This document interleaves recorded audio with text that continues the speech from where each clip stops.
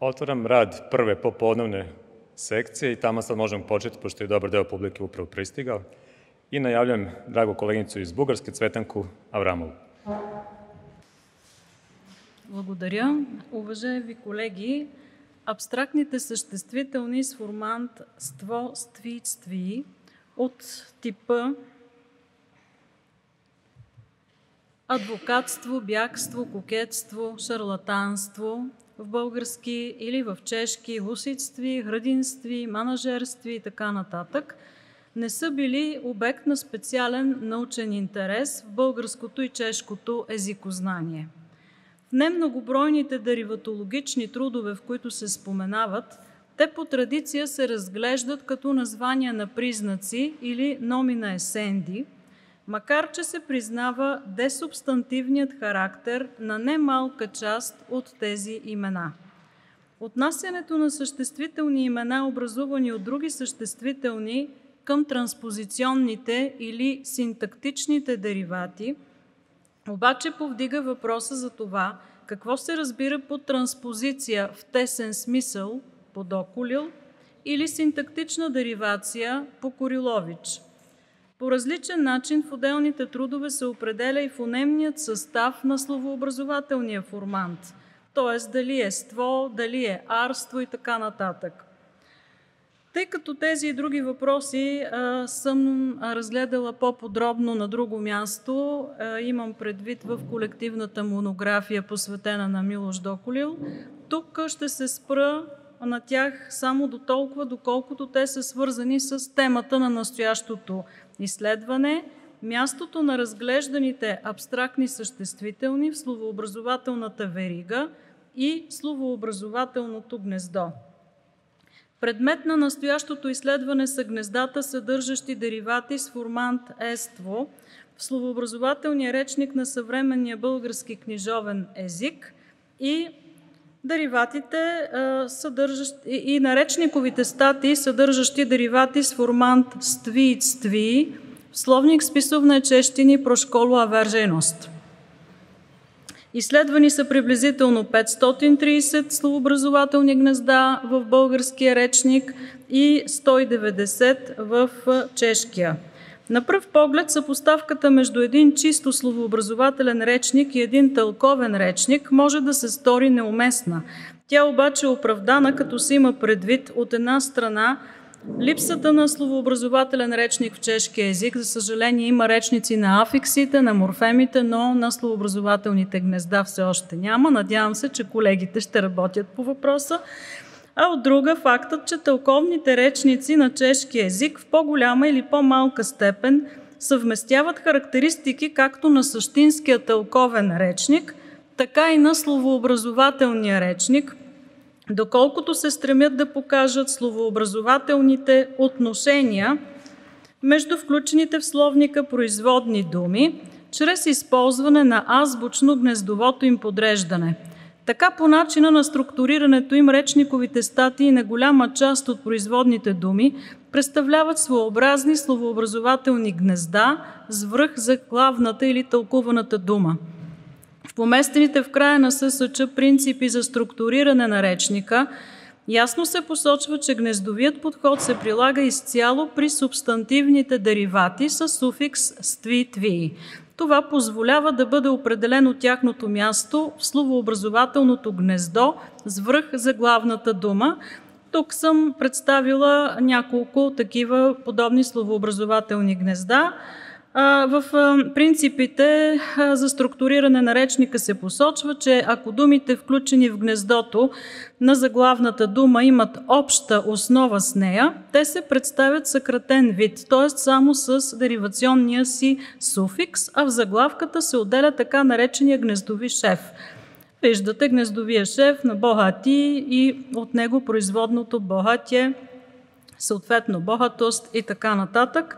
И за илюстрация, не знам дали се вижда добре, на патолизал, статията патолизал стві. В славянската дериватология е утвърдено мнението, че словообразователното гнездо е йерархично подредена съвкупност от еднокорени думи, свързани с отношения на словообразователна производност. Връх на гнездото е непроизводната дума, с която всички останали думи, членове на гнездото, се намират в отношения на непосредствена или опосредствена мотивация. Словообразователното гнездо има строго определена структура, изградено е на принципа на последователното подчинение. Тук цитирам дефиницията на Тихонов. Например, според словообразователния речник на български език, гнездото с връх вода съдържа 31 производни, представени последния начин. Надявам се, че се вижда. Според указанията в предговора на речника, символът S означава съществително, R – релационна стъпка, R1 глагол, R2 съществително, R3 прилагателно, R4 наречие, така че записът R2-R3-R1S означава, например, разводненост, което е образувано от прилагателно разводнен, който е от глагола разводни, който е от вода, която е връх на гнездото. Тоест, записа представя, според авторите, деривационната история на думата. Анализът на словообразователните гнезда в двата речника показва следната картина.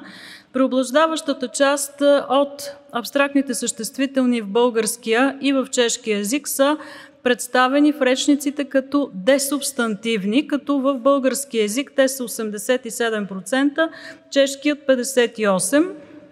По-малко са деадективните и тук се вижда една разлика между двата езика, докато в чешкия огромната част от деадективните са производни от относителни прилагателни, то в българския преобладават производните от качествени прилагателни и само в българския език имаме около 2% девербални деривати. Такива не са регистрирани в чешкия речник. Според двата речника, абстрактните съществителни се образуват от названия на лица, извършващи определена дейност и професионално. Няма да чета примерите, само по един, например адвокатство или холичстви. Това е най-многобройната група. Също така, като произвеждащи съществителни са названия на лица, които се характеризират с определени качества, най-често с отрицателна конотация, грабителство, шарлатанстви. По-нататък названия на лица, които са привърженици на определено идейно, религиозно, политическо или друго течение, да кажем протестанство или пуританстви, производни от роднински названия, бащинство, манжелстви, и в български език имаме и малка група съществителни с друго значение, като да кажем отшелничество, пленничество. Така. Както казах, в български език деадективните деривати са предимно производни от качествени прилагателни, например блаженство. В чешки език те са по-малобройни, опилстви. Примери за девербални в българския: безделничество, бягство, доказателство и други. И сега се връщам на групата, на която искам да спра по-подробно внимание. В текста на доклада разглеждам и други проблеми, които поражда представянето на тези съществителни в речниците, но поради липса на време ще се фокусирам само върху тези съществителни, абстрактни, които по форма и значение се съотнасят едновременно с относителни прилагателни имена, самите те производни от съществителни за лица, и с самите съществителни за лица. Като примери съм посочила, да кажем, фарисейство. В речника е представено като производно от фарисейски, а самото фарисейски от фарисей. Или в чешки хорництви от хорницки, което е производно от хорник. Както казах, една част от тези съществителни се представят като десубстантивни, друга част като деадективни. В това виждам проблема, че едни и същи по форма деривати по структура се представят по различен начин. Например, градинарство е дадено като десубстантивно от градинар, обаче шапкарство от девербално от шапкарски. Скларстви от скларш, но ритирстви от ритирски. Интересно е да се проследи по какъв начин е представено лексикалното значение на подобни съществителни в чешкия речник, тъй като той е тълковен. В много случаи значенията изобщо не се представят, но в други се представят. Да кажем, при коминик, до чисти комини, производно от коминик е коминицки и от него е образувано комиництви.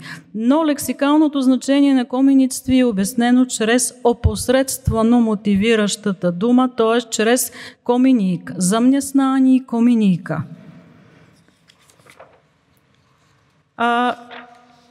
Всичко, което казах до тук, потвърждава факта, че лексикографските трудове отразяват равнището на теоретичните изследвания в дадена научна област. Който се е занимавал с абстрактните съществителни, вероятно в чешкия език, знае, че сред бохемистите битуват различни схващания за това как трябва да се разглеждат подобни съществителни. По-голямата част от авторите не ги разглеждат като деадективни, обаче има и мнение, че в някои случаи може да говорим за паралелно образуване на тези съществителни от относителните прилагателни и от съществителните за лица. В по-нови изследвания, като например в двете нови академични граматики на чешки език, се говори, че те са производни от други съществителни имена. За да бъде определено точното място на абстрактните съществителни, словообразователната верига и словообразователното гнездо, дериватологията би следвало да даде ясни отговори на няколко въпроса, сред които най-важният е дали е допустимо дадена лексема формално да се извежда, т.е. да се образува от една лексема, а семантично да се мотивира от друга. Ако се придържаме към дефиницията за производност и мотивация на Милош Докулил, която до този момент в теорията на словообразуването не е опровергана, напротив, това не би трябвало да се приема за възможно. Следователно, както формалният строеж, така и словообразователното, а оттам и лексикалното значение на думата би следвало да се обясняват чрез непосредствено мотивиращата лексема. Решаването на този фундаментален за словообразователната наука въпрос би помогнал и при дефинирането на словообразователното значение на абстрактните съществителни, както и на тяхната словообразователна категоризация.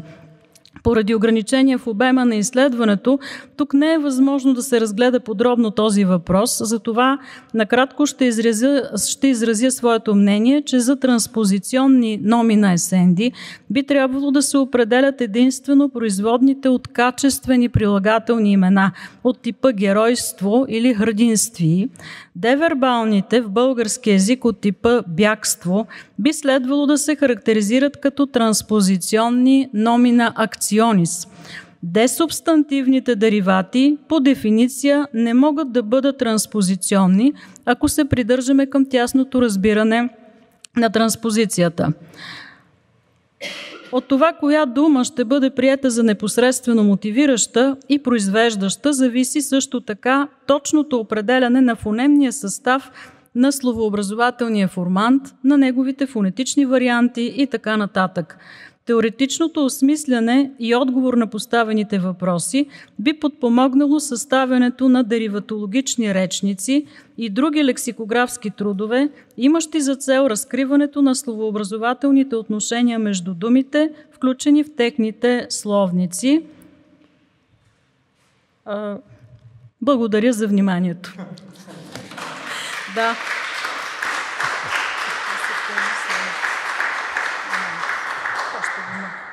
Hvala. Dakle, hvala na zanimljivom referatu i na pridržavanju vremena.